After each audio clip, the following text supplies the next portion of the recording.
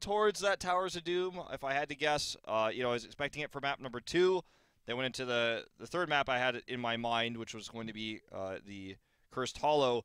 Obviously, they could go to Dragonshire, but it seems to be Raven's best map statistically, but it's one of the maps that Miracle's also good on. So yeah, that is true. And I feel like, if I remember correctly, Miracle was winning 2-0 last series that they fought against in week number 5. And then Raven with that Artanis H82 coming in, Dragonshire, and one of the other battlegrounds.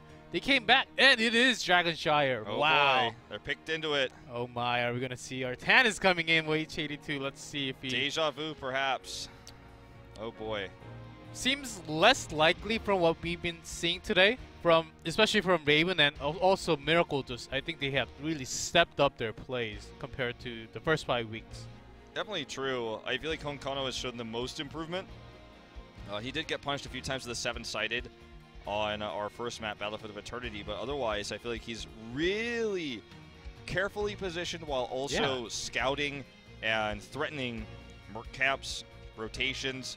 His coverage is some of the best on Murden in terms of the solo laner as well. Every time Dahaka is winning the solo lane, he rotates up there just because he assumes someone is going to gank. He assumes there's going to be a rotation. And if one doesn't come, he rotates back. But if it does, he punishes it. He turns kills around. And we'll see if he does that again here. They're probably going to prioritize the Murden once more. They're going to be second pick this time. I feel like if they always try to go for double tank. And I think having double tank really depressures Honkono from being the only one hand that has to make the play. I think he's a lot more stress-free environment, makes him into a better player, and he can really have fun and also be good at the same time. Yes, that's all what video games are about, man. Have fun, but be good. Don't be bad, please. And of course, winning feels better than losing. For most, anyways. And going into standard draft, that's their ban already. Likely to see. We haven't seen Zarya ban actually today. Well, it's because people started to realize that Zarya can only be used with Vala, so you end up with only the Vala ban to make sure that that doesn't matter too much. We've seen Zarya used with other pairings to mixed results, and you know, in the past we've seen her used with melee assassins for the extra shielding and super hyper aggressive compositions, but it hasn't really been the case in HGC Korea, especially not since last week. So I think this will either be the Vala ban or the Falstad ban. Will be the latter. So global is really important on this map. I would like Raven. Okay, they're going to deny the Malf again, but I would like them to take Dahaka. This will very likely to be Dahaka Murden again, coming out from Miracle, as we've highlighted too many times on that. Bring some thought into this, but very likely to have at least Dahaka. I think they will take both. I think you're absolutely right. I think they're thinking about the next step. That's what they're actually using this time pool right now, is to think about what Raven is going to do next. Raven, they've been really giving good feedbacks following Miracle. Game number 1, Greymane was the big problem. They banned out Greymane, and then second one, the Zebo came in. I like the switches that Miracle is trying to see. They think they're going for the Valakam, and they actually have so many other cards available for them now. I mean, it's also something that we could think about here is H82's Artanis. Are they wondering, is there something that they can do to prevent it? We haven't seen it yet today. But it's something that you expect to see in a best of 5, especially now when you're on your last legs. They remove the Zeratul, and they stick with the Nazebo. Obviously, the 4-man rotation, most notably the bot lane, is going to be super important on this map in terms of lane pressure because it allows you to rotate, helps you win the shrines. Once you have one shrine secured, especially if you have globals, the second one becomes a ton easier. Nazebo is really going to help with that. And I wonder if we'll just see Sniper on Sergeant Hammer once more as this draft continues, because he's been on it. He's been doing really well. I want to actually look at his HGC stats on the hero. Actually 4-0 currently. I think Miracle realized that Raven is not really favoring the Haka anytime soon, so I think they went around and picked their damage instead. And Zeratul on Hamlin has been making pretty good Void Prison to catch a few of the targets, and I like this pick, taking away Murden from Honkono. Most likely going to be De Jong on that Murden, if not they've been swapping so many times, they're not completely sure, but also Gul'dan for that wave clear. This looks already so much better. Yeah. Well, Hamlin's not going to be on the Zeratul, which also makes me feel better for Raven right now. I mean, if I had to be honest, Yeah, you're an honest man. I trust you, man. Yeah, I don't lie. So I feel better about it. For the ban here, it's tough to actually choose. I think this is part of the reason why Raven just drafted this wave, is they have one of each main role, so you can't choke anything. And none of these heroes lead towards a specific composition. You know, if there was no Malfurion, and you're like, oh, okay, I ban the Ariel because I see where like you run Gul'dan with Ariel on this map, and you know, the good wave clear and all the hope. But since they already have Malfurion, you're not really thinking about it. So there's not really a good ban if here. not just Artanis, I think is an okay ban. Yeah, actually, yeah. Gonna take Hammer out, so we're not gonna be seeing that on Miracle side either. So sadly, Sniper, who by the way is 3-1, not 4-0. I misspoke when I looked at his stats earlier. It's 3-1 on the hero. Or maybe Miracle was thinking of taking away Artanis instead. We'll have to see. Raven seems to be picking up Artanis at the very end. That would be crazy if they actually go for that. I doubt it. I think they are very salty from what I saw from game number 1 and 2. I feel that saltiness in them. They want to really salt. they really want to bring that salt down to the ground and really grind on Raven. Well, if they do that, it would probably be Honkono on the Artanis, you know, with Dami playing the Zeratul. And Raven realizes already that they should have realized already, and really being able to pick and play the Haka is a big disadvantage for them. But instead, they're gonna ban Tychus. A little bit surprising, of course. Them having Muradin gives the pressure if the Tychus is on the other side. I think the reason why they did this is because they were like, oh, well, we're looking at a Sniper hero ban here, very likely, with Crazy Moving playing the Gazebo. And they may have forgotten that in the triple melee situation with the tank, the double tank and Zeratul together, Sniper actually has been playing the Dahaka, has played a really good Dahaka, so I would have rather seen the Dahaka ban, knowing that Sniper has the flexibility to normally, even though he's ranged flex, play the Dahaka in a very similar role to his Falstad. Remove that global presence, and the pieces just kind of fit together right now for Miracle at every way. Also chunks the dragon pretty quickly also, so that's a solid ban coming out. And Miracle, maybe, I think they have a lot of options. They just have to choose one coming out. Even Vala could still fit in here. Probably see them pick up a healer with this. Probably the Karazim and the Haka. Oh, gonna leave the healer for last. So okay, double tank again. Yeah, Arthas was the most reasonable pick, obviously considering the Muradin removal. And ETC has completely fallen out of favor right now, so just going to be looking for good CC, good wave clear. The solo lane is going to be important for Raven now. Just don't know what they're going to bring to the table that could actually defeat the Dahaka in the solo lane. And they have good wave clear with Gul'dan, but Hammer's removed, so they don't have that hard push bot wave clear. So what's going to be the solo laner for them? That's the big question mark for me right now. They might even bring a melee in, like a Thrall. That would be reasonable. It would at least relieve that top lane pressure. Reasonable, but thinking of, if you take Raven into account, I think he will actually go for the Artanis pick again. It just has to be Artanis. H82, if you know this guy. Let's hope for it, man. I hope so. Haven't seen it yet today. Tyrael. Is a solo top lane, okay? That's and something. Ragnaros both. Solo ranged Gul'dan. Wow. Not a big fan of this composition, if I have to be honest. And as mentioned earlier, I'm usually pretty honest, but the damage that Gul'dan puts off is consistent, but it's not burst. This has a lot of CC, can horrify, it can be protected, just continue to do slow, consistent damage. But there's not enough burst here. Molten Core is going to be helpful, but I can't see how this team composition wins team fights. And Tyrael, their first Tyrael, I believe, ever in HGC? Yes, that's correct. This is actually the least team I would actually guess to have Tyrael on. This is very surprising for me at the moment. And Ragnaros, of course, has that burst, but had that small nerf at the end, so I don't think they can actually complete too many kills with that burst.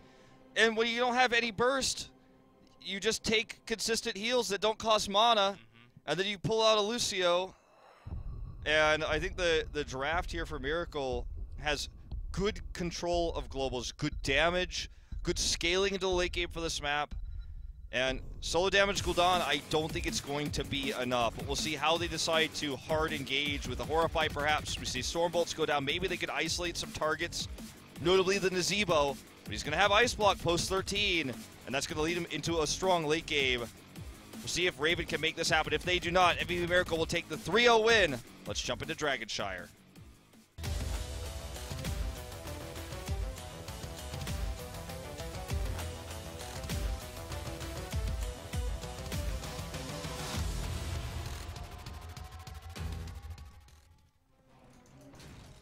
In blue, Joju on Malfurion, Hamlin on Tyrael, Edamix on Gul'dan, Diong on the Muradin, as you predicted, and H82 on Ragnaros. And in red, MVP Miracle, Tankana and Arthas, Dami on Zeratul, Sniper on the Haka, Crazy Moving on the Zebo, and Darvish on Lucio.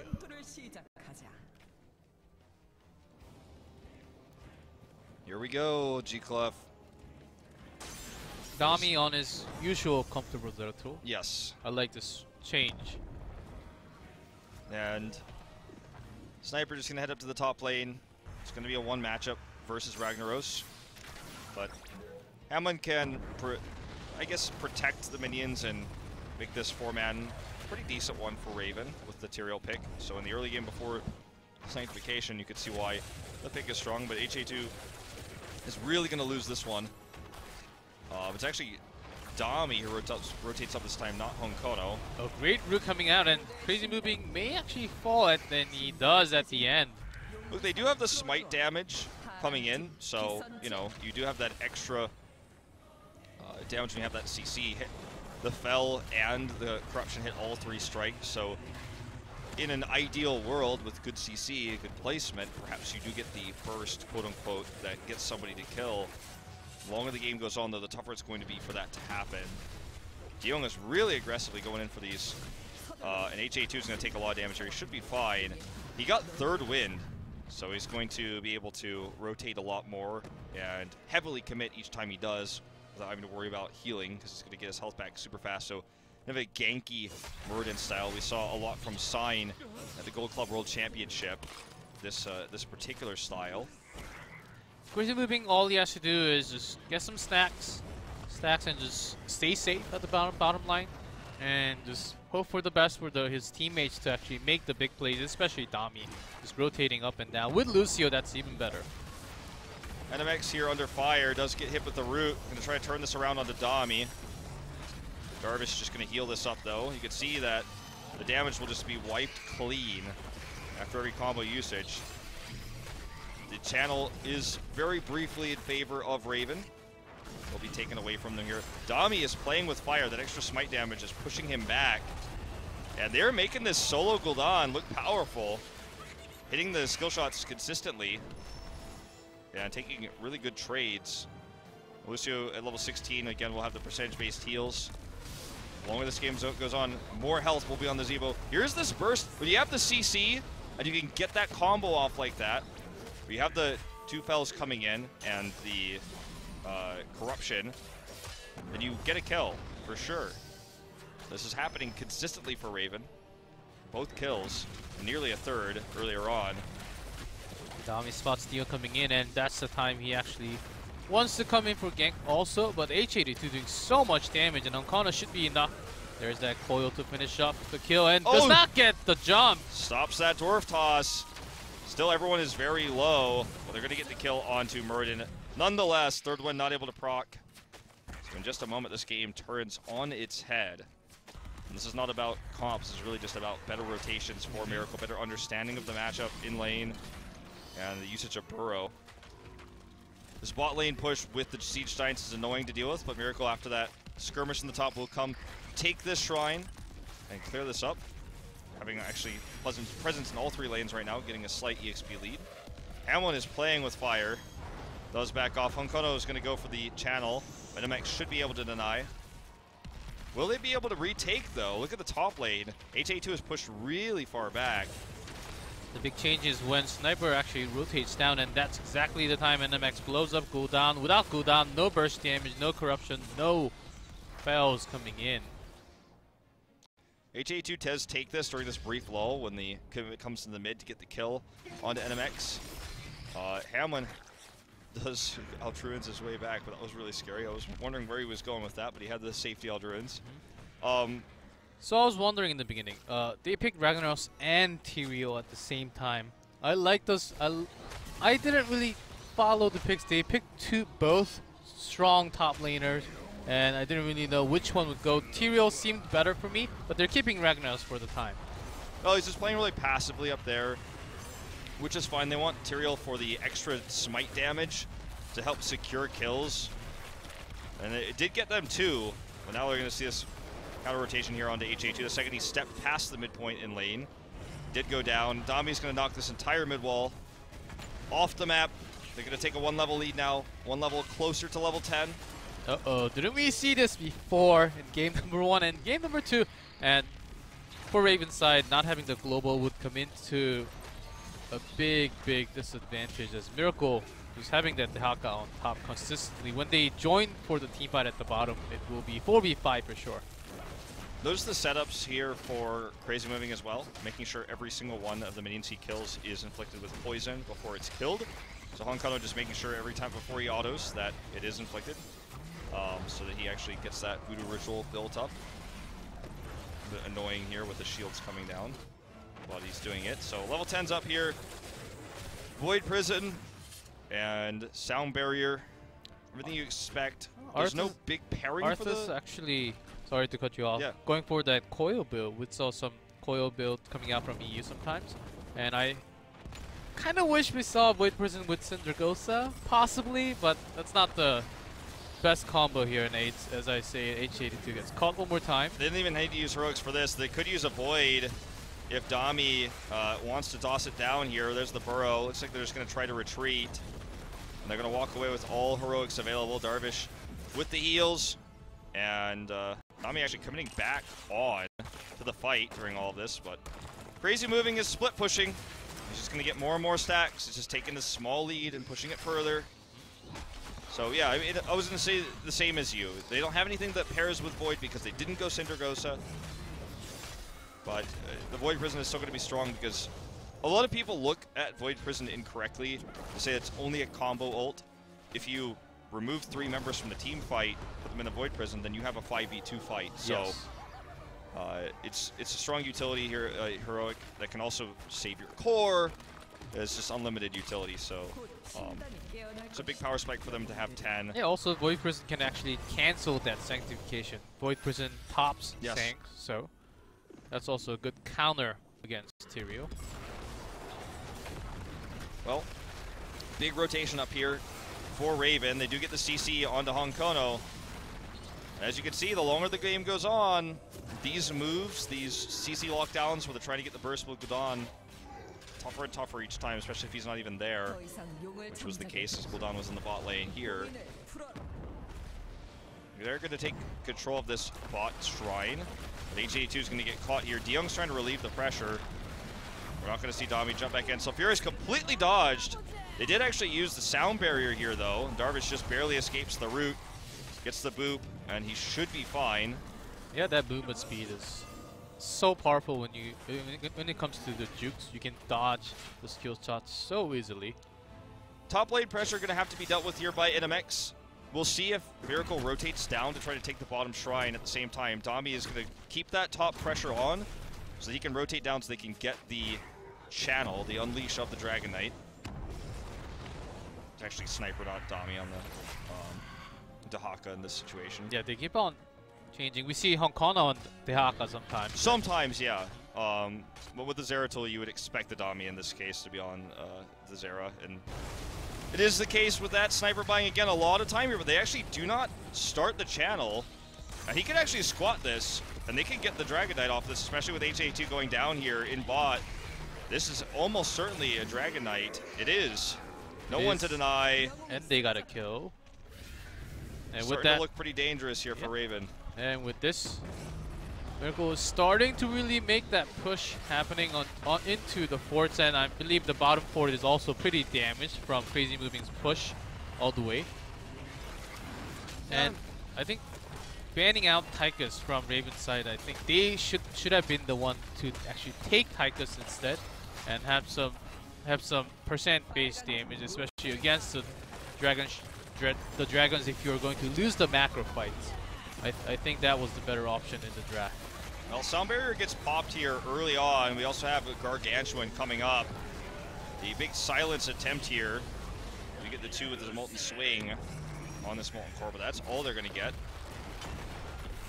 Even Surfera's on the ground. Yeah, that was kind of... That looked epic. It looked epic. It looked cool. Like if any of Miracle were in that spot at that moment, it would have been a nasty combo. As it turned out, they were very far away. Here's the kill on Tyrael. And now Raven's in full retreat. They used Molten Core. They used Sulfurous. And so there's no objectives on the map right now. Not even the Nightcap they can steal here. So Miracle's just going to try to poke down this fort and maybe turn down to get the neutral cap or invade Siege Giants.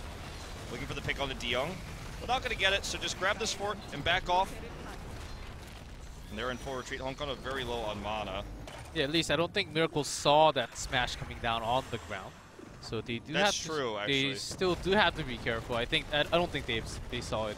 So yeah, I think only Raven and all the viewers watching now knows it. There's HG2's never gonna watch this VOD.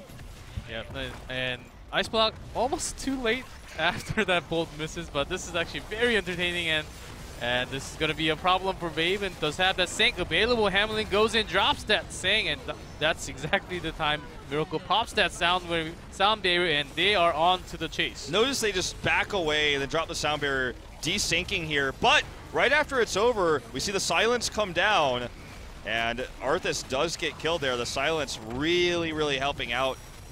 And it looks like Raven will just take the pick and nothing else. You see Catching Fire does complete here. And HG2 goes around and spots 0-2. There's something wrong with my path. There's something there. That was almost way too actually funny to see the team fight. It was Sank is popped, guys, fall back, and then retreat, and then Miracle pops that sound barrier, guys. Raven's talking, now guys, we have to retreat now, and then that's when the Twilight comes in, and that's the. It's very fun, very fun, entertaining team fight just now. Oh, definitely. And Raven finally gets some ground back in this game, but they're a level and a half behind. They do not have 16, which they desperately need. And Miracle has everyone respawn, ready to go. As we head to this objective, the last time Miracle had this huge lead, there was no objective on the map. This time there's a massive one, so Raven needs to be careful about sitting this far forward. All right, looking for that damage. There's the big CCs coming down, but here's the Void. And this is the isolation I'm talking about here. Honkono, though, does get blown up, or it's just not Honkono, sorry, Crazy Moving. As Honkono was looking for the pick here onto Joju. That's a good trade. 1-1, so Ferris missed, but the Haka is soaking so much damage in the front line sanctification to actually turn things around. Darvish also gets caught at the end. It's a 2 for 2 so far. Looking for a big route to save Dami and help him secure the kill onto Hamlin. Can he get more? Does not seem to have a blink. He does, just barely at the end. Well, there's the fireball to kill him. Sniper's going to take this bot shrine, and they may look to channel. Risky. I'd rather just see him hearth home. And this ends up being a really good trade for Raven. They've evened up the talent tiers with a 3 for 3. They're down a level, so they have a faster respawn time. And they have this top lane push that Miracle never dealt with during that fight. So this is the best position that Raven's been in all game long. That was a dirty fight. Not the most clean fight coming out for MVP Miracle, definitely.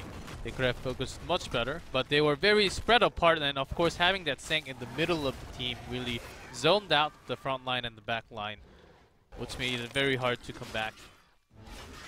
But Raven, with that team fight, they can catch up. They have the same talent.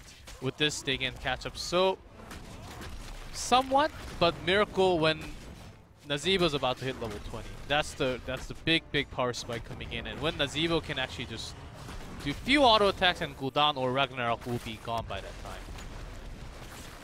Well, I have to agree with everything saying. Just watching the map right now, looks like Raven is going to take this window of time to take the siege camp and the neutral knight camp in the middle of the map here for the bot lane push, and they're just going to try to siege up this fort and try to catch up in EXP. And they're going to really just commit heavily. A 5-man rotation. Honkono's coming from behind, though, and here comes down Sniper, looking for the flank. Dami actually taking too much damage, though. Still going to look for the fight. Holy ground is available here for Hamlin, and Sniper is just going in. I don't know if this is being the right choice here for MVP. Sanctification used, but there's a Void Prison to lock 2 out. And look at that sound barrier. Hits everybody now, but the Horrify coming up a bit late here.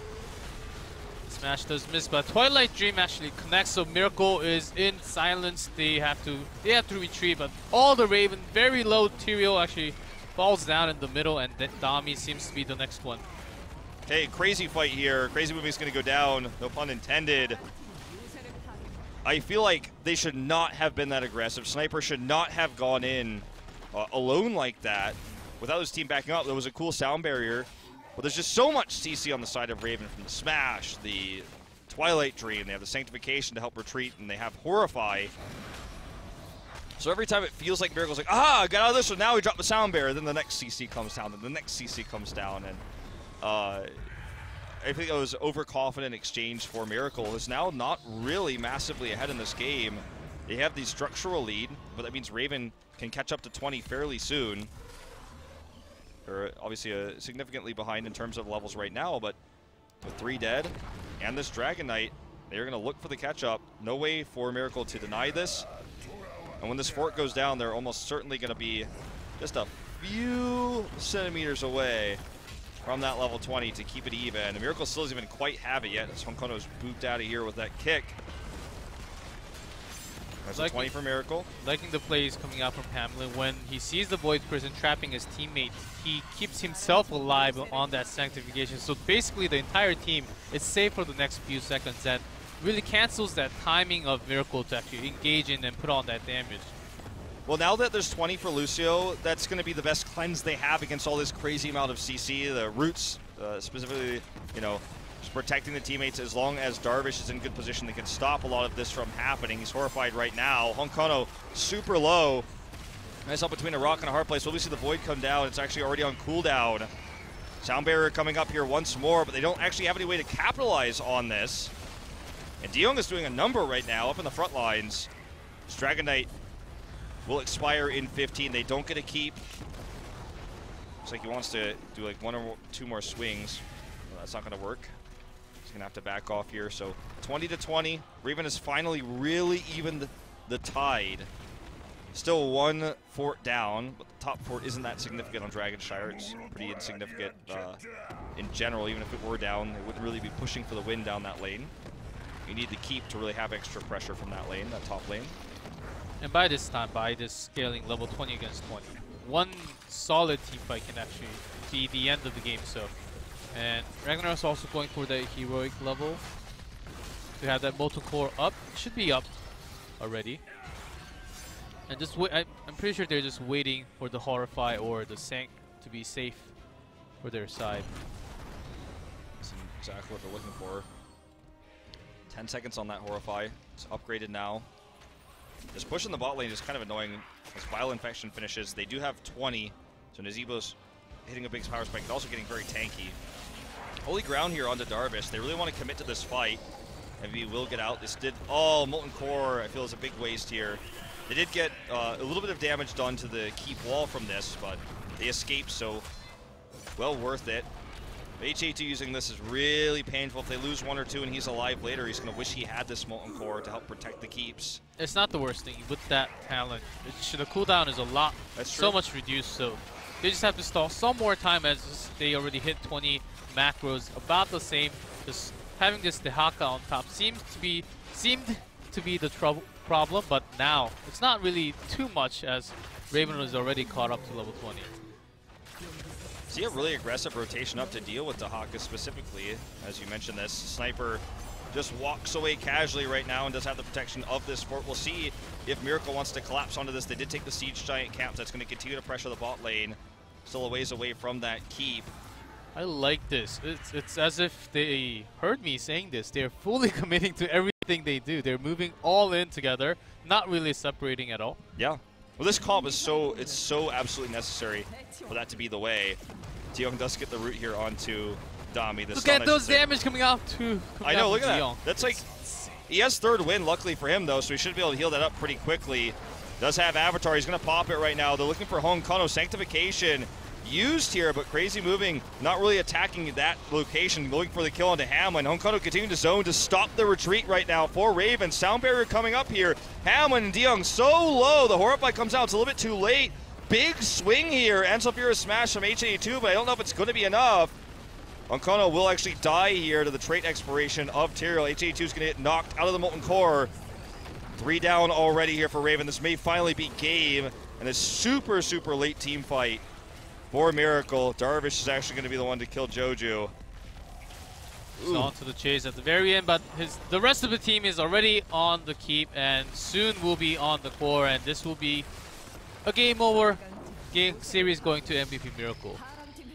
Yep, it's actually been a pretty competitive fight with the supports down there, but the core is the more important thing to watch here as Joju's now out of mana. And that is going to be the 3-0 win for MVP Miracle. A tough fought game here in game number 3. Well, their team fights there at the end, finally working out. And Hong Kono having really good zoning to prevent that retreat. And obviously the big power spike coming in for Crazy moving on Nazebo. We got a little bit hyped about it there at the end, but you could just see how much damage he was able to do to the tanks in the front line, making it a real big risk to actually commit there. You can tell Crazy was not too happy with that performance, as even though they did get the 3-0 this time over Raven, perhaps you would argue with a team of the caliber and the name of MVP Miracle would expect a cleaner series that they just did not have. Yep, and from the looks of Raven, I think they are the ones that who are actually happy about game number 3. They committed all they wanted, and then they went all the way into level 20. Even the last team fight, they stalled it for such a long time. They actually had a very good chance too. Yeah, HA2 trying to get the swings off there at the end, but you know, I was really not